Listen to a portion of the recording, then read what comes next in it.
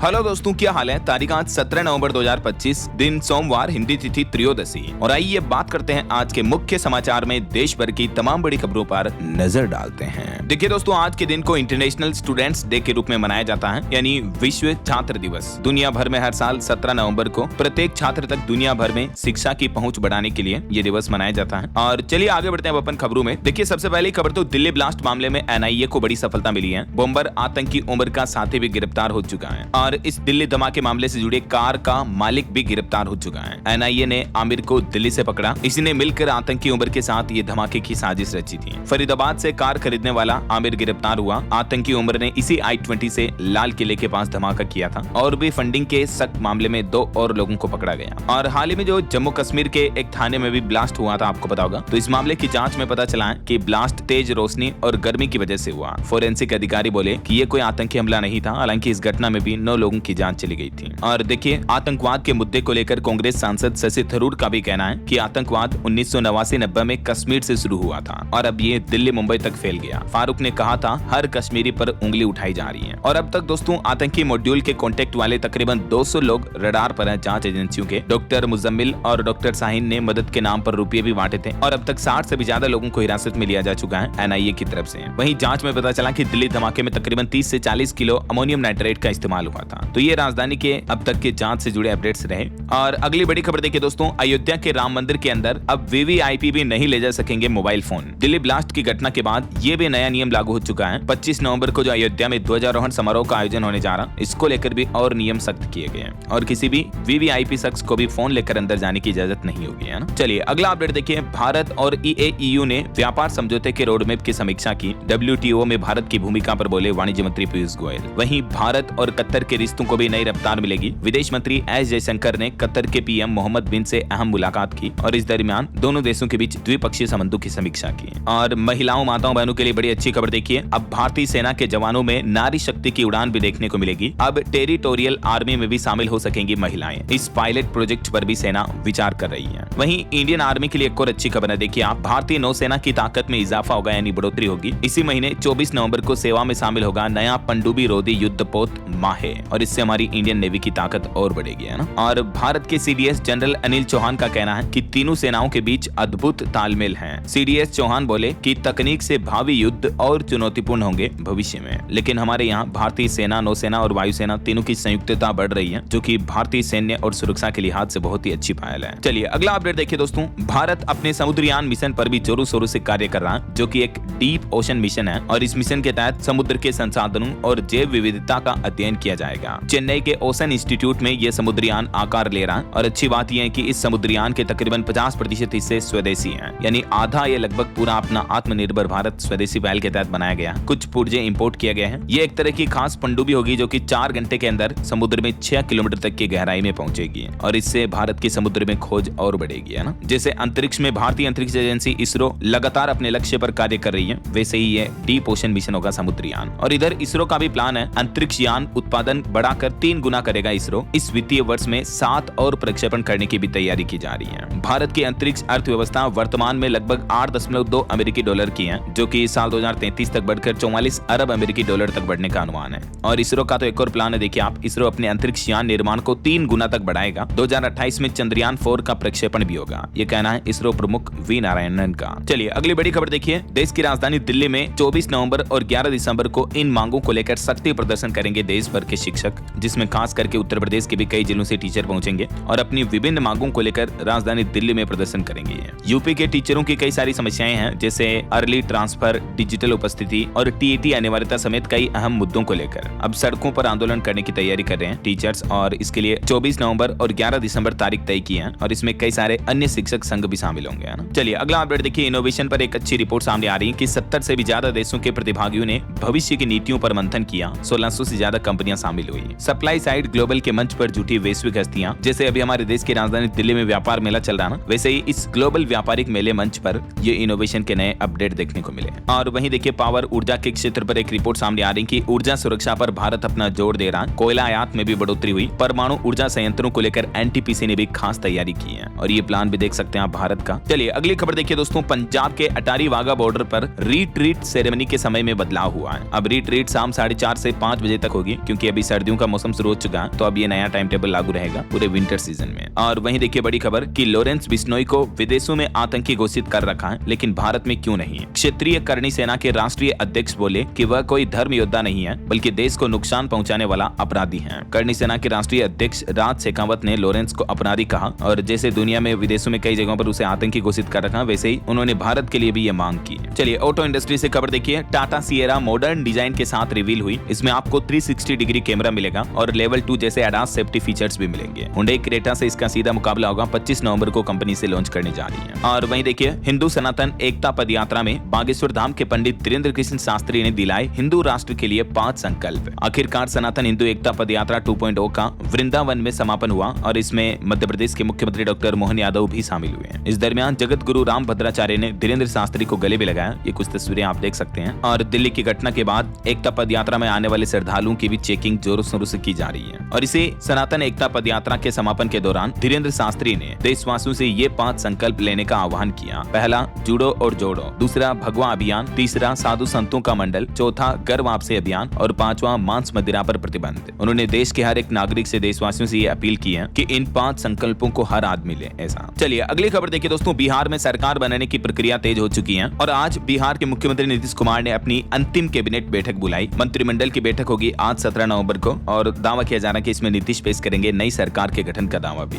आज इस्तीफा देकर नया दावा पेश करेंगे नीतीश कुमार और नई सरकार के गठन की प्रक्रिया शुरू हो जाएगी इसके साथ ही। और नई सरकार गठन का कार्यक्रम का जो आयोजन है वो बिहार के पटना के गांधी मैदान में होगा। यही वजह है कि बिहार में आम लोगों के लिए 4 दिन तक बंद रहेगा ये पटना का गांधी मैदान। 17 नवंबर से लेकर 20 नवंबर तक आम लोगों के लिए बंद रखा जाएगा। हाल ही में जो बिहार विधानसभा चुनाव में एनडीए को पूर्ण बहुमत से जीत मिली, तो उसके बाद अब नई सरकार का कार्यक्रम इसी मैदान पर किया जाएगा ना। दोस्तों आजकल हर कोई अपने फ्यूचर के लिए इन्वेस्ट करना चाहता है, लेकिन सवाल यही है कि कैसे करें और कहां से शुरुआत करें। इसी कंफ्यूजन को दूर करता है ब्लिंकएक्स, जेएम फाइनेंशियल का डिजिटल प्लेटफॉर्म जिसे मार्केट्स में 50 साल से भी ज्यादा का तजुर्बा है। ब्लिंकएक्स ने ट्रेडिंग और इन्वेस्टिंग दोनों को बना दिया है सिंपल, स्मार्ट और एक्सेसिबल, ताकि हर इन्वेस्टर कॉन्फिडेंटली इन्वेस्ट और ट्रेड कर सके। ब्लिंकएक्स एक एडवांस्ड और एफिशिएंट ट्रेडिंग ऐप है जो यूजर्स को देता है जीरो ब्रोकरेज के साथ पावरफुल फीचर्स। हाल ही में ब्लिंकएक्स ने अपने नए यूजर्स के लिए एक खास ऑफर लॉन्च किया है। 2 मंथ्स का जीरो ब्रोकरेज प्लान बिल्कुल फ्री है। इस प्लान के अंडर आप NSE F and O, equity delivery, intraday, currency trading और आईपीओज में 2 महीने तक बिना ब्रोकरेज के ट्रेड कर सकते हो। मतलब जितना कमाओ सब आपका। और ट्रेडिंग में सिर्फ एग्जीक्यूशन ही नहीं बल्कि रिसर्च भी इक्वली इंपॉर्टेंट होती है, राइट। तो ऐसे में ब्लिंकएक्स ऐप पर आपको मिलती हैं फ्री रिसर्च कॉल्स, जहां मार्केट एक्सपर्ट्स आपको रियल टाइम गाइडेंस देते हैं किस स्टॉक में कब एंट्री लेनी है, कब एग्जिट करना है, ताकि आपके ट्रेडिंग डिसीजंस को और भी स्ट्रॉन्ग बनाया जा सके। और खास करके ऑप्शंस ट्रेडर्स के लिए ब्लिंकएक्स का फ्लैश ट्रेड फीचर एक गेम चेंजर है। ये feature at the money ATM, highest open interest और मोस्ट ट्रेडेड कॉन्ट्रैक्ट्स के बेसिस पर टॉप 5 ऑप्शंस कॉन्ट्रैक्ट्स फिल्टर करता है। सिर्फ एक क्लिक में ऑर्डर प्लेस करने का ऑप्शन मिलता है, जिससे आपका टाइम भी बचेगा और डिसीजन मेकिंग भी सुपर क्लियर रहेगी। तो अगर आप भी चाहते हैं एक सिंपल, स्मूथ और ब्रोकरेज फ्री ट्रेडिंग एक्सपीरियंस, तो ब्लिंकएक्स जरूर ट्राई करके देखिए। लिंक डिस्क्रिप्शन और पिन कमेंट में दिया गया है। तो चुनावी नतीजों के साथ ही बिहार से अभी आचार संहिता भी हट चुकी है और चुनाव आयोग ने राज्यपाल को सौंपी 243 विधायकों की सूची भी। वहीं बिहार के नई सरकार में एनडीए के संभावित 18 मंत्री बन सकते हैं। आज नीतीश कुमार इस्तीफा देंगे और डिप्टी सीएम की रेस में सम्राट समेत 3 नाम देखे जा रहे हैं। ऐसे में बिहार में नई सरकार के गठन में जेडीयू के कोटे से ये मंत्री पद देखने को मिल सकते हैं और बीजेपी के कोटे से ये मंत्री पद आपको दिख सकते हैं, जिनके नाम प्रमुख चर्चा में है। अच्छा, वैसे सबसे बड़ा सवाल ये दोस्तों कि बिहार में नई सरकार बनने के बाद नया मुख्यमंत्री कौन होगा? क्या नीतीश कुमार ही फिर से सीएम बनेंगे या कोई और बनेगा? इस बारे में कल मैंने आपको एक थोड़ी रिसर्च एनालिसिस भी बताई थी कि कौन कौन नाम के चेहरे आगे चल रहे हैं। तो अगर आप देखना चाहते हो तो डीएलएस न्यूज चैनल पर जाकर ये वीडियो देख लीजिएगा, ठीक है ना। वहीं आज 17 नवंबर को तेजस्वी भी करेंगे हार की समीक्षा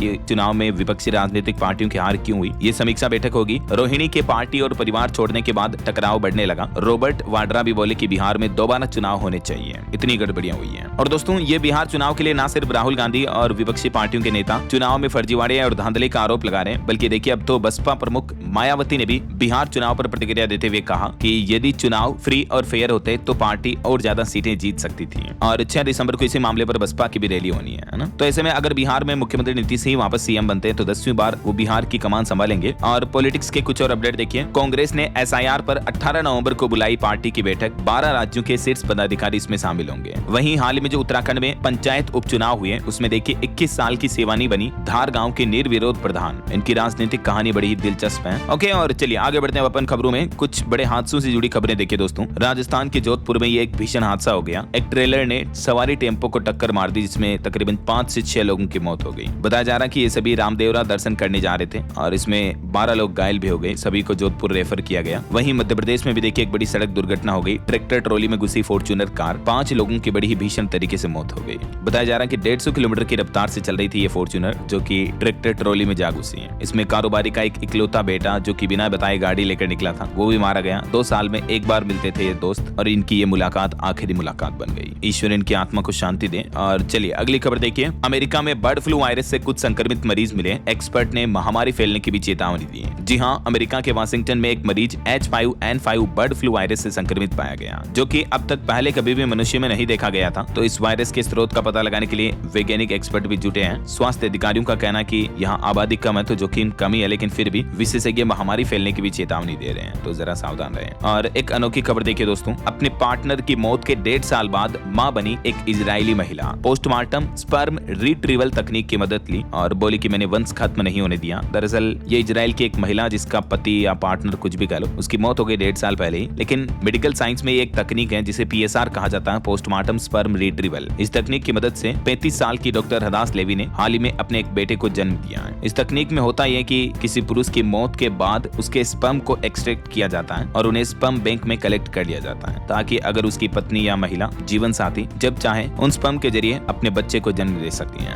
और वहीं अगली खबर देखिए। चीन बोला कि जापान में चीनी नागरिक सुरक्षित नहीं है। हाल ही में PM ताकि ने ताइवान पर भड़काऊ बयान दिया था, तो इस मुद्दे को लेकर चीन का ये रिएक्शन आ रहा है। वहीं खबर है साउथ कोरिया की न्यूक्लियर पनडुब्बियां बनाने में मदद करेगा अमेरिका। साउथ कोरियाई मंत्री बोले कि ये किम जोंग की नींद उड़ा देगी। और खबर देखिए। चीन ने बम वर्षक विमानों के साथ की गश्त। US, जापान और फिलीपींस के समुद्री अभ्यास के बाद उठाया ये बड़ा कदम दक्षिण चीन सागर में। और एक रिपोर्ट सामने आ रही है कि बीते महीने अक्टूबर में भारत ने रूस से तेल खरीद पर 2.5 अरब यूरो खर्च किए। यूरोपीय थिंक टैंक की तरफ से यह दावा किया जा रहा है। और वहीं देखिए अगली बड़ी खबर। नेपाल और बांग्लादेश की तरह दोस्तों अब मेक्सिको देश में भी भ्रष्टाचार के खिलाफ जेन जी ने प्रदर्शन किया। हजारों लाखों लोग सड़कों पर उतर आए और एक ही दिन में इस प्रदर्शन में तकरीबन 120 लोग घायल हो गए। मेयर की मौत से गुस्साए राष्ट्रपति निवास की दीवारें भी गिरा दी। पुलिस पर हथौड़े और लाठियों से हमला किया जेन जी के युवाओं ने। मेक्सिको, जो कि नॉर्थ अमेरिका में एक कंट्री है, उसमें बीते दिन हजारों जेन जी युवा वहां बढ़ते अपराध, भ्रष्टाचार और हिंसा में मिल रही छूट को लेकर सड़कों पर उतर आए हैं और सरकार के खिलाफ विरोध प्रदर्शन करने लगे हैं। तस्वीरें आप देख सकते हैं। राष्ट्रपति भवन पर भी जेन जी के युवाओं ने हमला कर दिया, जैसा नेपाल वगैरह में देखने को मिला था ना, ठीक वैसा ही। चलिए अगला अपडेट देखिए। आखिरकार अमेरिकी राष्ट्रपति डोनाल्ड ट्रंप भी मान गए भारत की बात। एग्रो प्रोडक्ट को लेकर जिद छोड़ी और अब जल्दी भारत अमेरिका ट्रेड डील पर मुहर लग सकती है।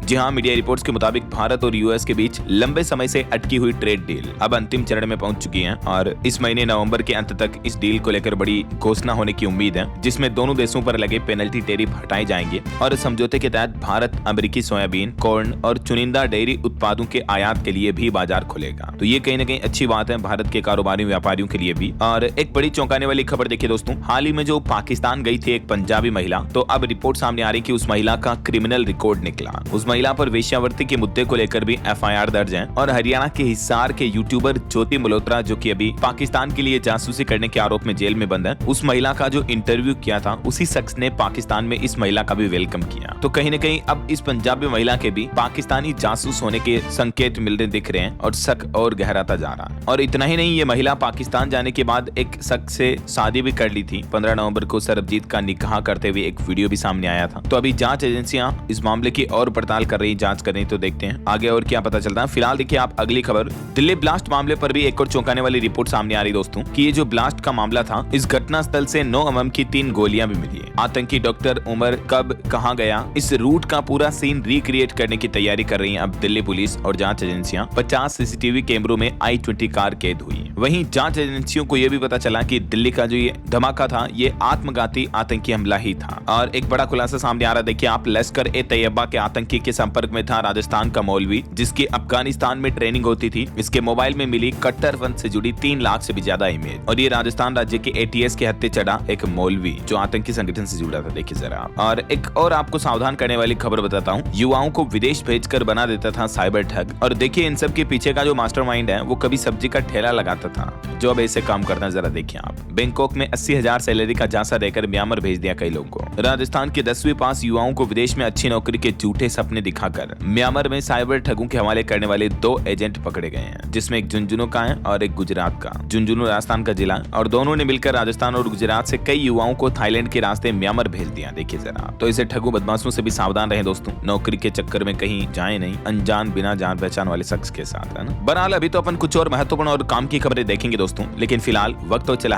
आज के ताजा मौसम समाचार जानने का। तो देखिए, बंगाल की खाड़ी और अरब सागर में एक नया बवंडर उठ रहा, जिसके चलते 2 राज्यों में हाई अलर्ट, उत्तर भारत में शीतलहर की भी चेतावनी। तमिलनाडु से सटे बंगाल की खाड़ी और केरल से सटे अरब सागर में हलचल की वजह से मौसम विभाग ने ये ऑरेंज अलर्ट जारी किया है और इसके चलते दोस्तों दक्षिण भारत के राज्यों में जैसे तमिलनाडु, केरल, आंध्र प्रदेश और तेलंगाना वगैरह में भारी बारिश का अलर्ट है। वहीं उत्तर भारत के कई राज्यों में शीतलहर का दौर भी शुरू हो चुका है, तो मौसम विभाग ने इसको लेकर भी येलो अलर्ट जारी किया है। उत्तर और मध्य भारत में तो तेजी से ठंड बढ़ रही है, अगले 2 दिन और शीतलहर की स्थितियां रहने का अनुमान है। कुछ अलग अलग राज्यों की स्थितियां देखिए आप। राजस्थान के फतेहपुर में पारा 5 डिग्री तक पहुंच गया। पहाड़ी राज्य हिमाचल प्रदेश का ताबो का पारा तो -6.5 डिग्री से भी ज्यादा चल रहा है। तो वहीं मध्य प्रदेश के भी 4 जिलों में टेम्परेचर 10 डिग्री से नीचे पहुंचा और राजधानी दिल्ली में कई जगहों का AQI लेवल अभी भी 450 के पार चल रहा है। मतलब पोल्यूशन अभी भी कितना बढ़ा हुआ देखिए जरा आप, है ना। बाकी राजस्थान के 13 शहरों में तापमान जो है 10 डिग्री से नीचे चल रहा है। इसके चलते कई जिलों में तेज ठंड पड़ रही है, कोल्ड वेव का अलर्ट है और शीतलहर का असर बना रहेगा। मध्य प्रदेश में भी तो इस साल रिकॉर्ड ठंड देखी जा रही है। भोपाल, इंदौर में तापमान 6.5 डिग्री के लगभग चल रहा है और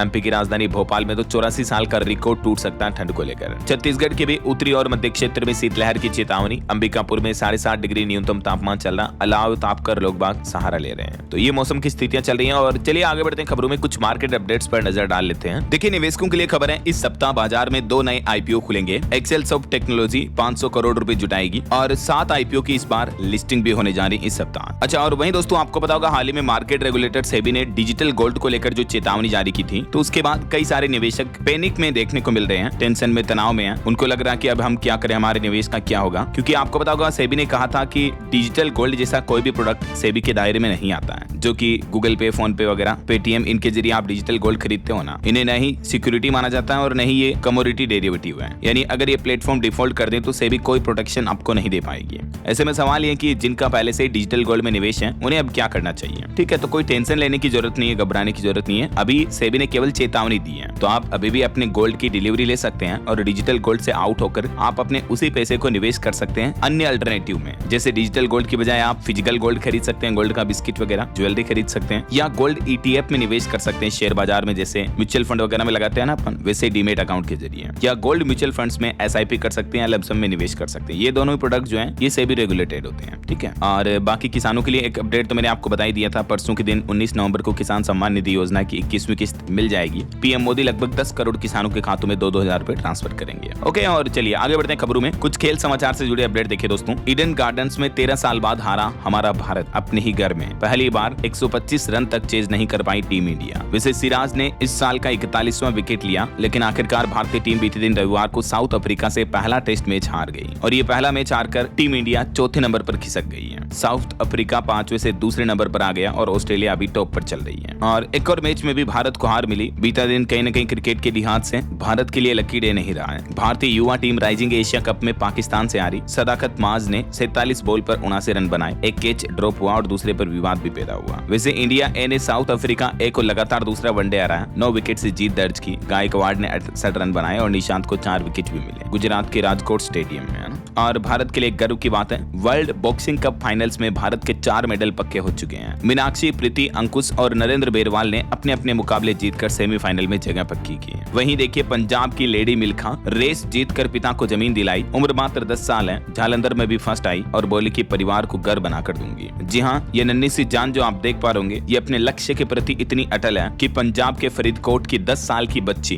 जिसका नाम नवजोत है, इसको लेडी मिल्खा का नाम मिलता है। दौड़ में ये इतनी तेज है। भाग मिल्खा भाग फिल्म आपने देखी होगी, मिल्खा सिंह वाली, तो लोग बाग इस नन्ही सी बच्ची को उससे जोड़कर देख रहे हैं। मेनी कांग्रेट्स नवजोत को। और चलिए आगे बढ़ते हैं अपन खबरों में। देखिए रॉबर्ट वाड्रा ने भी अब बिहार चुनाव में धांधली के आरोप लगाए। वो बोले कि बिहार में दोबारा चुनाव होने चाहिए। MP के इंदौर में उन्होंने कहा कि जनता नतीजों से खुश नहीं है, चुनाव आयोग की मदद से ये रिजल्ट आया है। देखिए जरा, ये बात बीते दिन कांग्रेस सांसद प्रियंका गांधी के पति रॉबर्ट वाड्रा ने कही है। रॉबर्ट वाड्रा बोले कि राहुल गांधी सभी युवाओं से जुड़ेंगे और लोकतंत्र के लिए आंदोलन करेंगे। बिहार में दोबारा चुनाव हुए तो रिजल्ट पलटेगा। पता नहीं कांग्रेस की एक बीमारी है कि जिस राज्य में कांग्रेस जीत जाए वहां कोई चुनाव में धांधले के आरोप नहीं लगाती है, और जिस राज्य में कांग्रेस हार जाए तो वहां मतलब चुनाव में गड़बड़ी हुई हुई है। देखिए जरा क्या कहना चाहोगे आप इस बारे में। चलिए फिलहाल देखिए अगली खबर। राष्ट्रपति के फैसले के खिलाफ सुप्रीम कोर्ट पहुंची तमिलनाडु सरकार। एंटी नीट बिल लाना चाहती थी तमिलनाडु राज्य सरकार, लेकिन राष्ट्रपति ने इस पर रोक लगा दी थी। तो अब सुप्रीम कोर्ट में याचिका लगाई गई है। और वहीं देखिए दोस्तों, साउथ के एक्टर महेश बाबू 8 घंटे तक बिना अपने मोबाइल फोन को छुए शूटिंग करते हैं। इनके डायरेक्टर एस राजामौली ने कहा कि यह बात सभी युवाओं को सीखनी चाहिए। वाराणसी में हनुमान से प्रेरित किरदार का जो रोल निभा रहे हैं, जिनकी फिल्म का पोस्टर भी अभी एक दिन पहले रिलीज हुआ था। और वहीं खबर है बॉलीवुड एक्टर धर्मेंद्र की सेहत में अब सुधार हुआ। अपना वो 90वां जन्मदिन अच्छे से धूमधाम से मनाएंगे। Many congrats. चलिए अगली बड़ी खबर देखिए। मध्य प्रदेश में दवाओं से प्रदूषित पानी बना नया खतरा।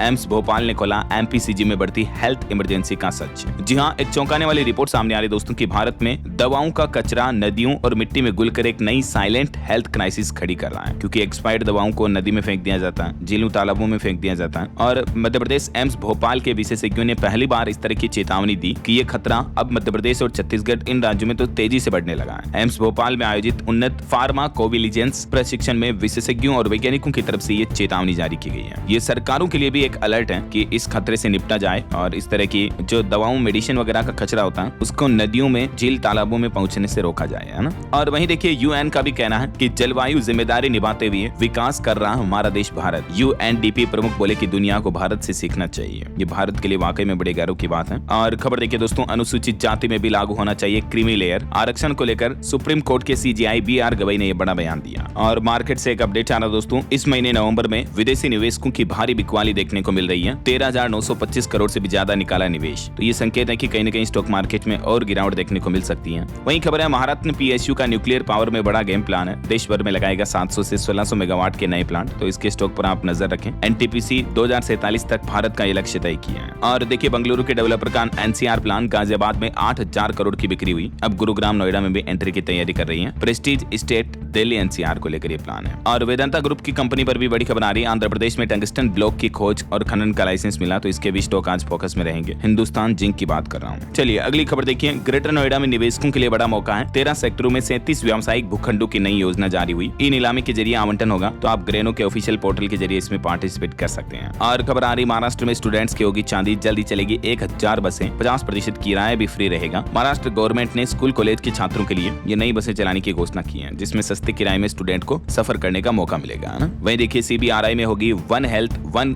वर्ल्ड अंतर्राष्ट्रीय संगोष्ठी। दुनिया भर के वैज्ञानिक कई अहम मुद्दों पर अपने विचार रखेंगे। सेंट्रल बिल्डिंग रिसर्च इंस्टीट्यूट यानी रुड़की 20 से 22 नवंबर तक ये अंतर्राष्ट्रीय संगोष्ठी का आयोजन करने जा रहा है। इसकी थीम रखी गई है वन हेल्थ वन वर्ल्ड। इस टॉपिक पर दुनिया भर के एक्सपर्ट अपने विचार साझा करेंगे, है ना। और खबर देखिए दिल्ली के ग्रामीण इलाकों में रहने वालों के लिए अच्छी खुशखबरी है। 702 करोड़ रुपए की लागत से कई इलाकों का विकास किया जाएगा। दिल्ली ग्रामीण विकास बोर्ड की तरफ से ये प्लान बनाया गया और ये बजट भी मंजूर कर दिया दिल्ली सरकार ने। वहीं खबर है मृतकों के परिजनों को मिलेंगे 10-10 लाख रुपए। क्षतिग्रस्त मकानों का मुआवजा भी दिया जाएगा। हाल ही में जो जम्मू कश्मीर के नौगाम पुलिस स्टेशन में विस्फोट हुआ था, तो इन पीड़ितों के लिए जम्मू सरकार की तरफ से बड़ी घोषणा की गई है। जम्मू कश्मीर के मुख्यमंत्री उमर अब्दुल्ला की तरफ से क्षतिग्रस्त मकानों के मुआवजे का भी आश्वासन दिया और मृतकों के परिवारों को 10-10 लाख, घायलों को 1-1 लाख आर्थिक सहायता दी जाएगी, है ना। और वहीं नक्सलवाद पर खबर देखिए। छत्तीसगढ़ में पहाड़ी इलाकों में सुरक्षा बलों के नक्सलियों के साथ मुठभेड़ हुई। 3 और माओवादी ढेर हुए हैं। और खबर आ रही कि राजधानी दिल्ली में प्रदूषण के खिलाफ आम आदमी पार्टी के विधायक आज विरोध प्रदर्शन करेंगे। आज सुबह 7 बजे मास्क लगाकर इंडिया गेट पर वॉक करके विरोध प्रदर्शन करेंगे। आम आदमी पार्टी दिल्ली पूर्व सरकार का ये प्लान है। और खबर देखिए दोस्तों, पति की मौत के बाद दूसरी शादी करने पर महिलाओं को मध्य प्रदेश सरकार दे रही 2-2 लाख रुपए। दरअसल मध्य प्रदेश में एक योजना चलती है, मुख्यमंत्री कल्याणी विवाह योजना। तो इसके तहत विधवा महिलाओं को पुनर्विवाह करने पर एमपी सरकार ये 2 लाख रुपए तक की आर्थिक सहायता देती है ना। अच्छा, इंडियन रेलवे का एक नया प्लान देखिए। जल्दी आपको भारतीय रेलवे स्टेशनों पर KFC और मैकडोनाल्ड्स जैसे बड़े फूड ब्रांड भी देखने को मिलेंगे। भारतीय रेलवे यात्रियों के खाने पीने के अनुभव को नया रूप देने की तैयारी कर रहा है और नई केटरिंग पॉलिसी के तहत जल्दी बड़े बड़े ब्रांडेड फूड स्टोर भी आपको रेलवे स्टेशन पर देखने को मिलेंगे, है ना। और बड़ी खबर देखिए, चुनाव आयोग का जो अभी SIR अभियान चल रहा है, इसके तहत एक नियम जारी हुआ कि 3 बार BLO आपके घर जाएगा। तब तक भी आप अपने घर से नहीं मिले तो फिर वोटिंग लिस्ट से आपका नाम कट सकता है। फिर जुड़वाने की जिम्मेदारी वापस आपकी होगी। अभी बिहार में सफलता के बाद चुनाव आयोग 9 राज्यों और 3 केंद्र शासित प्रदेशों में जो SIR अभियान चलवा रहा है, तो इस अभियान को लेकर ये गाइडलाइंस जारी हुई, ठीक है। चलिए खबर देखिए दोस्तों, उत्तर प्रदेश के मुख्यमंत्री योगी आदित्यनाथ ने चरणबद्ध तरीके से यूपी संभल को डेवलप करने के निर्देश दिए। अधिकारियों के साथ विकास कार्यों की समीक्षा बैठक भी की। वहीं खबर है यूपी के आगरा सिटी को भी 10 करोड़ से डेवलप किया जाएगा। आगरा पार्क को भगवान बुद्ध की 20 फीट फीट ऊंची प्रतिमा भी लगाई जाएगी इस लोकेशन पर। यूपी सरकार ने एक और बड़ा फैसला लिया, अब हार्ट अटैक के मरीजों को बचाने के लिए CHC पर भी मुफ्त लगेगा 40,000 वाला इंजेक्शन। उत्तर प्रदेश सरकार ने हृदय रोगियों के लिए यह महत्वपूर्ण फैसला लिया। अब CHC यानी सरकार के जो सामान्य स्वास्थ्य विभाग होते हैं, प्राथमिक सामुदायिक स्वास्थ्य केंद्र, वहां पर भी ये हार्ट अटैक के मुफ्त इंजेक्शन वगैरह की फैसिलिटी मिलेगी। ठीक है, वहीं यूपी सरकार कारोबारियों की शिकायत के लिए रोज 1 घंटे तक सुनवाई करेगी। SIT बनाई गई। यूपी पुलिस ने सिंगल विंडो सिस्टम भी लागू किया। वाराणसी से ये नई पहल की जा रही है। चलिए अगला अपडेट देखिए। उत्तराखंड के 30,000 से भी ज्यादा लोगों को मिलेगी राहत। 240 करोड़ से बिछेगी पानी की पाइपलाइन। रुद्रपुर नगर निगम का ये नया प्लान है। और चलिए कुछ और स्टेट न्यूज अपडेट देखते हैं फटाफट से। देखिए एक बड़ी साइबर ठगी की घटना। मध्य प्रदेश का DSP बताकर महिला से 72 लाख रुपए की ठगी की। PMO और CM से शिकायत के बाद आरोपी पकड़ाया गया, क्योंकि सोशल मीडिया पर लाखों फॉलोअर्स वाले अफसर की फोटो DP वगैरह लगाई थी और महिला से ये रुपए ठगने का मामला सामने आया। देखिए जरा।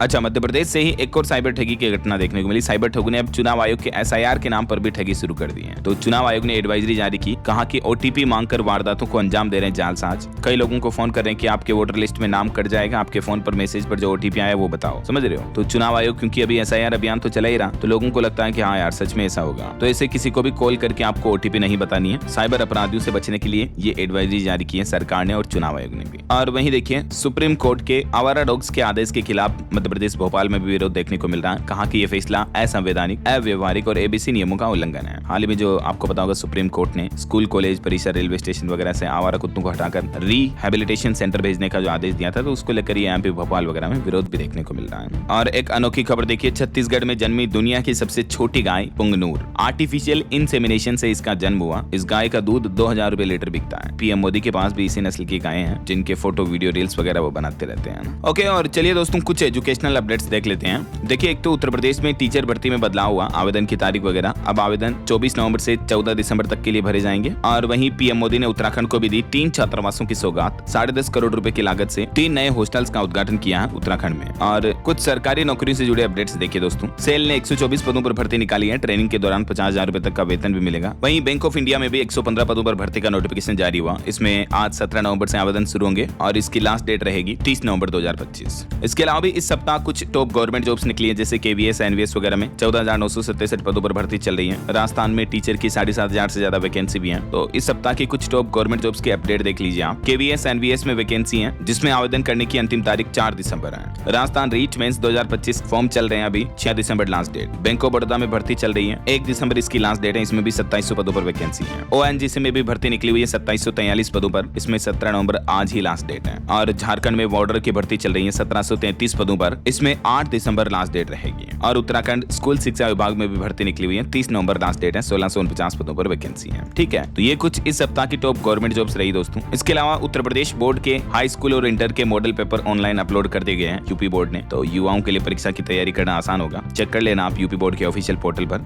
ओके, और चलिए अंत में आज के राशिफल पर नजर डाल लेते हैं। तो देखिए मेष, मिथुन, सिंह और मकर राशि के लोग थोड़ा सतर्क रहें। वृष और कर्क राशि के लोगों को आज लाभ मिल सकता है। बाकी और भी अलग अलग राशियों का राशिफल आप देख सकते हैं स्क्रीन पर। वैसे 22 नवंबर तक ये जो साप्ताहिक राशिफल रहेगा, ये मिथुन राशि वाले लोगों के जीवन से तनाव दूर करेगा। धनु राशि वालों को मेहनत में सफलता मिलेगी। कुंभ राशि वालों को भी लाभ मिलेगा। और इसी के साथ ही दोस्तों आप मुझे कमेंट करके बताइए कि अभी चुनाव आयोग की तरफ से कुल कितने राज्यों में SIR अभियान चलाया जा रहा है। कमेंट करके बताइए। सही जवाब देने वाले लोगों को रैंडमली सेलेक्ट होने पर DLS न्यूज टीम की तरफ से शानदार सरप्राइज गिफ्ट जीतने का मौका मिलेगा। और इसी के साथ ही अगर आपको वीडियो अच्छा लगा तो इसे लाइक करना, शेयर भी करना। DLS न्यूज चैनल को सब्सक्राइब करके बेल आइकन जरूर दबा देना। रोजाना ऐसे इन्फॉर्मेटिव जानकारियां, महत्वपूर्ण समाचार देखते रहने के लिए। ओके, ख्याल रखिएगा अपने आप का, अपने परिवार का। मिलेंगे अगले नेक्स्ट अपडेट में। तब तक के लिए जय हिंद, जय भारत, वंदे मातरम।